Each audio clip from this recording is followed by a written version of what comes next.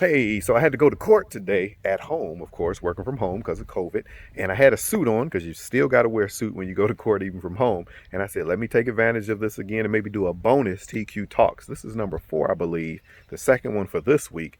Let's just jump right in. We were talking about, we've started talking about what do you do when a loved one passes.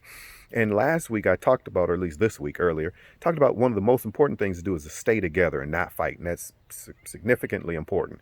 One of the other things I want to point out, a lot of times when someone passes, the funeral home will talk to the family about who was a beneficiary of life insurance, and you'll assign that life insurance policy over to the funeral home to pay the cost of the funeral. There's nothing wrong with that at all. I just want to make sure you understand who's paying for the funeral.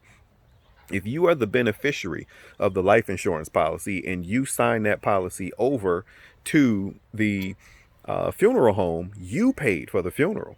And that's important for you to know. If there's other money available, that money could be used for the cost of that funeral as well. You have zero obligation to use a life insurance policy for that purpose if you're the beneficiary. However, you got to get the funeral paid for, so a lot of times it makes sense to do that. Here's why else that's super important though.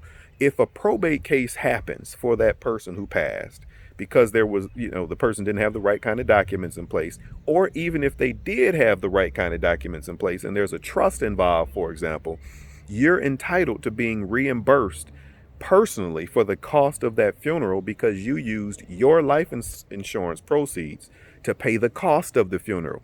So keep that in mind. And funeral expenses have to be paid before anything else. So right off the top, you're reimbursed out of the estate for that money that you spent from that funeral, from that life insurance policy. Very important. Keep that in mind.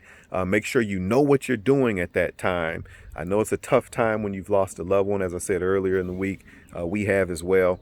But just know what you're doing at that time and make sure you understand that if you use a life insurance policy, you're paying for the funeral, not the policy. All right. Hope that's good. Subscribe to this page. We got more information coming. Keep on subscribing. Talk to you soon.